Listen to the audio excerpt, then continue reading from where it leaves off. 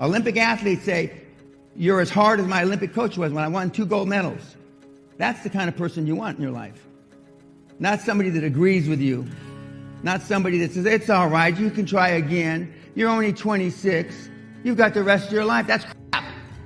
Generally speaking, most of you don't have faith in yourselves because you've got low self-esteem, no self-confidence. You look like shit. You dress like shit. And you blame it on the 21st century, the reason why you dress the way you do. 25 years ago, if you come to a seminar like this, you'd all be wearing suit and tie. If you want to get money from banks, dress like the president of your country. Unless you're from Pakistan or India or something, dress like the president or the prime minister of your country. You only have one time to make a first impression, kids. You come in looking like some of you, I wouldn't give you toilet paper. If I leave here with anybody liking me, I failed. You understand what I'm saying? I failed. I'm not here to be your friend. You want a friend? Go get a fucking dog. I'm here to drag your sorry ass across the goal line, no matter what it takes. Find something you love. Find something that can change 1 billion lives. Zuckerberg is a classic example. He changed more than 1 billion lives. Added value. Correct. Added value change, you make 1 billion lives better, potentially. You may not get to 1 billion people, but potentially you can make 1 billion lives better, and the odds have just gone geometrically up for you to become a billionaire. And if not a billionaire, a whole bunch of money. And now we've got, this is not much of an exaggeration, from Forrest Gump, literally, Forrest Gump IQ types to 180 IQ. And the lower the IQ, the more money they make. Explain that to people. Okay. They don't get that. Okay.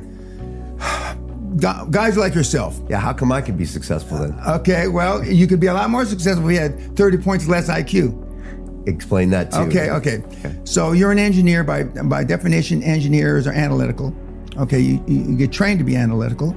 And quite simply, if you make a mistake, normally if you're building a bridge, you're building a rocket ship or whatever, a lot of people are going to die. It's not you, so you're trained to be safe. Train us to be risk averse. Correct, and risk averse, and to get excited with all the details and the numbers. Yeah, it's like for us. Yeah, and trained to spreadsheet things to death. Okay. And what does that mean for people that don't understand? Okay, overanalyze it. Analysis, paralysis by analysis. Which means you don't have to pull the trigger. Correct. You can just analyze it all day. Yeah, just because you hit the send button or enter button on the computer, doing the numbers again, that's not taking action. So you overanalyze, you study things, you think of all the possible permutations, all the possibilities of what can go wrong. And if you do that enough, you'll come up with enough reasons not to do it at all. Because taking action isn't doing a spreadsheet. Taking action isn't listening to a podcast. Taking action is not reading a book, okay? Taking action is actually taking action. And that's why when we came up with a phrase to describe QLA, we borrowed Nike's. They say, just do it. So we say, just do it, to add some emphasis to it. And but if you're an engineer, an accountant, a lawyer, a doctor, a scientist, a computer, a PhD, etc. You have learned to study and to take action in a certain fact pattern, okay? And that fact pattern is not a gunslinger like at the OK Corral, pulling his gun and shooting, okay? That is, well, how's the wind coming? Is the sun at my back or is the sun at his back? How many of them are there on their side? How many? You go through all these permutations. When a good entrepreneur makes decisions a lot based on his gut, okay?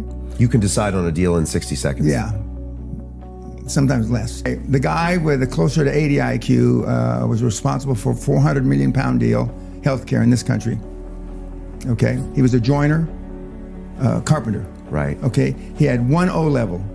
For those of you in Britain, you know what that means. He had a D in joinery. Okay, 180 IQ. Let's go up about 80, 100 points. The guy is on the Hall of Fame, and he's doing with his 180 IQ. He went to university 4 days to take 4 finals each year. He never went to class. graduated top of his class, and also computer science engineering, okay? And he's doing 10, 20 million euro deals, and he's never even come close to a 400 million pound deal. Because the computer scientist, you talk about analyzing it. I mean, you know, he's waiting for, on the 29th of February, all the moon and everything to be juxtaposed, and so he doesn't pull the trigger. Whereas the carpenter, he just jumped on it like like stink on shit, and just, you know, was persevering, just kept driving, and until the deal got done. And you only have 2 times to make a first impression. One's how you look. 2, what comes out of your mouth. Okay? A lot of guys and gals look the part, but as soon as they open their mouth, they are engaging in self-sabotaging activity. In 1986, the female hand pressure per handshake was 98 pounds per square inch.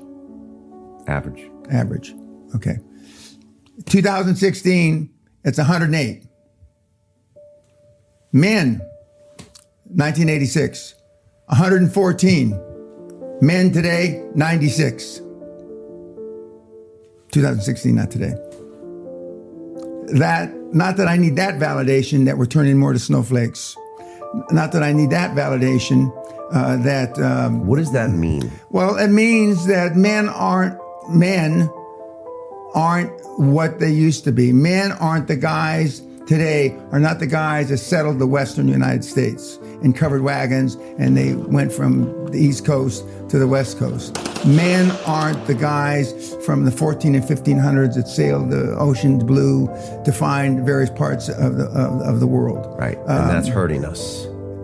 I mean, in a devastating manner. Because they're not pulling the trigger and not taking action and risks, which is how we survived. Correct. Instead, they are having self-esteem issues. Correct. Because they're being told that you shouldn't be aggressive, the patriarchy is bad, you have privilege, and you need to tone it down. Correct. Well, not just tone it down, not have it. Right. What you taught me to do is to engineer risk into my life. Correct. So now every time I'm faced with a decision, or sometimes even when I'm not faced with a decision, I just think, how can I engineer more risk in this situation? Whereas before, I would try my hardest to engineer less risk in the situation, which meant growth was slow. And I played it safe. And at the end of the day, it didn't matter anyways. What, so a couple people thought I failed? Yeah, so you played, instead of playing to win, you played not to lose. 98% of the high-performance people on the planet are not alpha males. Explain that. Okay, they're beta males, okay? Elon Musk, Warren Buffett, Bill Gates, Zuckerberg, all have one thing in common. They're introverts, they're not alpha males. 98% of a few engineers in there. Yep, okay. Yep, but you don't have to be. All right. But if you want to be a role model, kids don't do what you tell them to do. They do what they see you do.